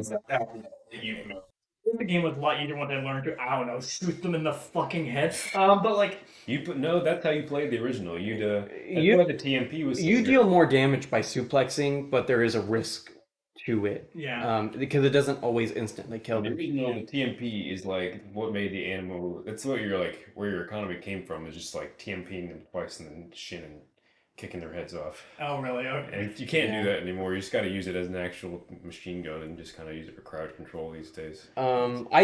These are sad comments. In For DMP. in mercenaries mode, you can use it that way though, because like Browser has the submachine gun, and it does that. You just shoot him like three times in the leg, kick him. Well, in his case, you do a giant uppercut, but I love mercenary mode so much. Like I had so much fun. So fun. I enjoyed. I did it everyone, because it was except for I hated what the dynamite guy. Luis. Luis's play. I did not play like doing Luis. I did an S rank with all of them, minimum on all levels. Yeah. And I didn't have to do that for the trophy. I just had to get an S rank on every level at least once. For the hand cannon, it's the easiest way to get the hand cannon. The other way is you have to play through professional mode without special weapons, I think, which is way harder. Yeah. And I already had to play the game enough that I used mercenaries mode as the center of the completion process as like a break, you know? And it was perfect. It made me love the game again when I was starting to get a little burned out, and it was a nice little refresher I needed. And It felt very arcadey. It was really. it is fun. an arcade. It's an arcade mode. I was like, this is amazing. The first game with mercenaries mode was Resident Evil 3 Nemesis, but RE4 mercenaries mode is the one that people remember because it is better. It's the first time mercenaries mode was good and a very fun way to play the game. And you get nice unlocks through it. And I loved everything. Luis was my favorite character, but Hunk was my favorite. Luis was my least favorite I was character. just saying. What? Luis was my least favorite character. Hunk was my favorite. Hunk was awesome. is freaking amazing because he can insta kill any enemy if they're stunned. Yeah. Got a chainsaw, break his neck. Holy shit! Yeah. He walked up to him and like, snap. And I'm like, Yeah, and my favorite thing is at the end of each one of them, they throw like a cool combination of enemies at you. And at the end of the village one, you get the two Bella sisters and Chainsaw Guy all at the same time. And I remember when I did my hunk, I just broke all three of their necks in a row. Like I stunned them all with a flash grenade or something, and went and ended the level. it's fun because his power is you get infinite ammo Yeah, and the cost is you have to reload at the end, which is at nothing. the end of it or Which is something. nothing. Because it's nothing, because at the end of it you just like there's nothing alive around you anyway. So if you've done it right. So I really liked Hunk. Hunk was my favorite character.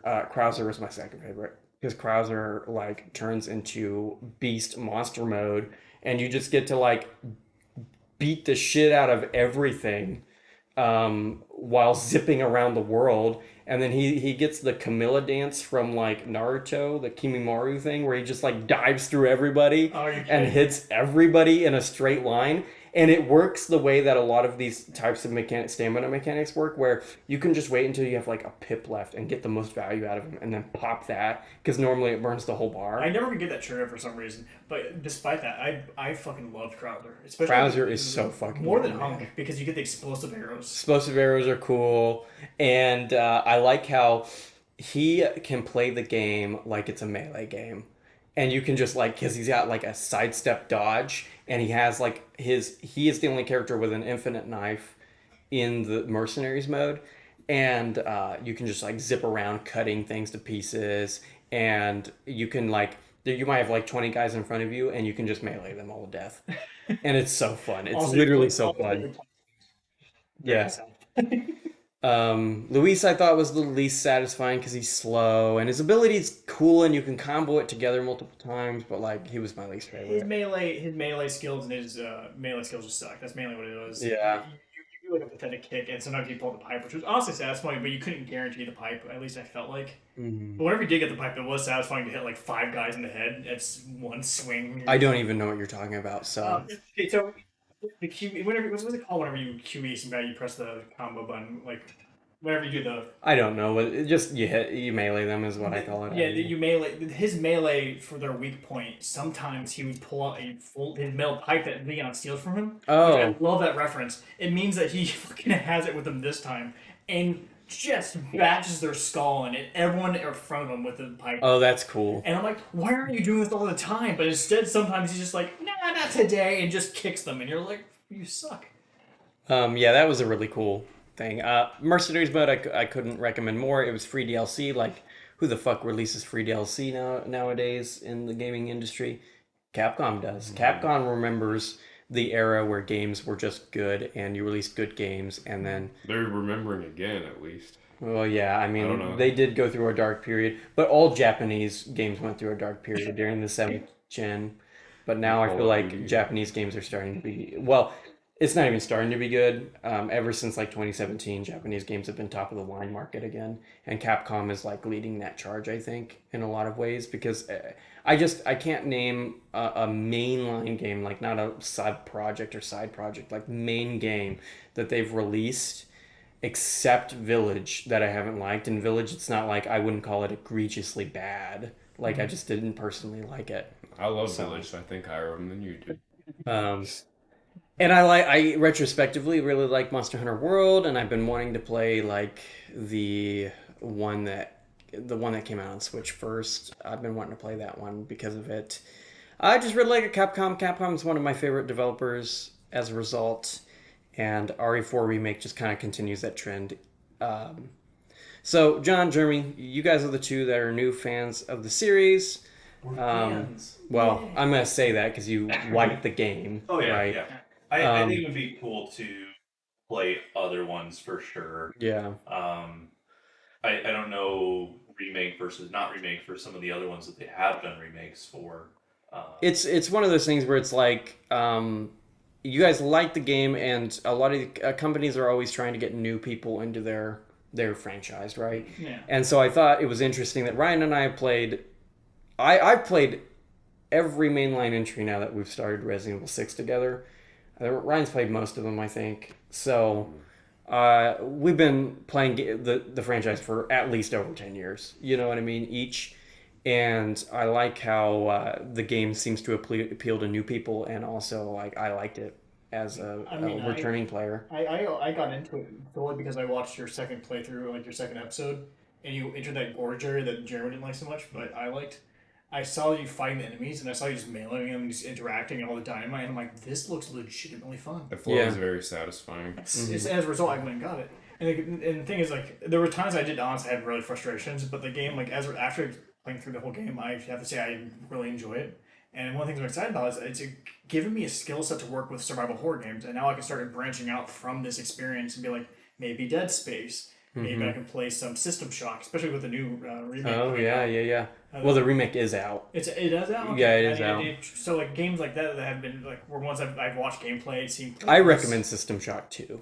Yeah. The original, to be honest with you, I think that one's Go to really Dead good Space bet. after this. Dead Space is the immediate jumping Yeah. point. Like Good I would time. say either RE2 Remake 7 if you want to continue with the franchise, or Dead Space, Yeah. which the remake came out this year. So I mean, oh well, it sucks because I've already seen a playthrough of this. But the thing is, the gameplay is so fun in these games that it doesn't even matter if you have spoilers. Yeah. It's just very satisfying. because to fight it's just enemies. it's not about the story in RE. I think it's about the gameplay. The Yeah, gameplay yeah. is the thing that matters, and you can sometimes tell whether you would like a game or not by watching it, but you can't really know how fun a game is until you played it. I think some amount. So yeah, you guys kind of answered my question about whether this game makes you want to try more RE games or Dead Space. For Ryan and I, how is it better than the original? The 2004 original. What do you think? You played the original way more than I have. I would say it's better overall, but I would say the original is more of like a timeless thing. Oh, okay. Like, Like I said, back then it felt like it was from the future. okay. It was like above and beyond everything else back then. This is like it's still like a much better game than most things that come out these days. But it's not like something that's It's like, not to the same degree. I doesn't see feel what like you mean. doesn't feel like something that came back to us from like the future. Yeah. That makes sense to me. I like the way Resident Evil does remakes because I feel like they don't completely delete the original for me, at least. Like I go back to the still originals there. and play them. I'm not offended by it like I am with RE7 remake at least. So RE7 or FF7 I should say. FF7. Okay, yeah. Well, that's an entirely different conversation. That's like the last 20 minutes, I just and I want to agree bring with up you. that I hate FF7. Yeah. Anyway, this game is like it's real good. Yeah, it's a great game. I think it's better than the original. For me, I liked it more. I like I said, I don't recommend the platinum.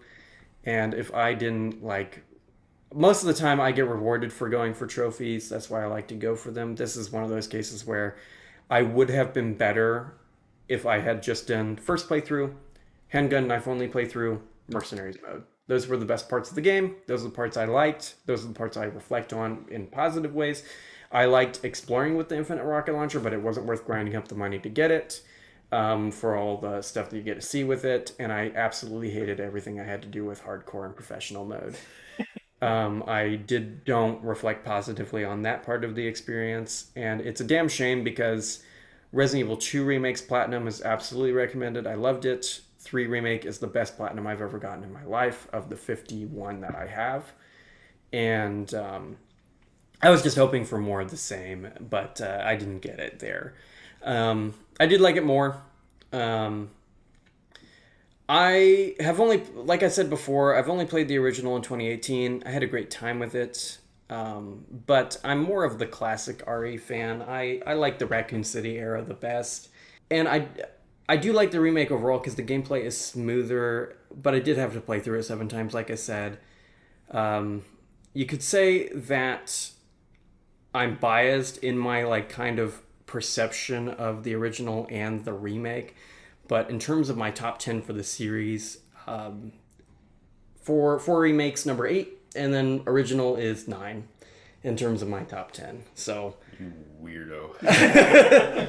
I just like the other games way better, and if you guys are curious to see what that top 10 is and like what the series has been like overall, make sure you tune into the 4th podcast, episode 4.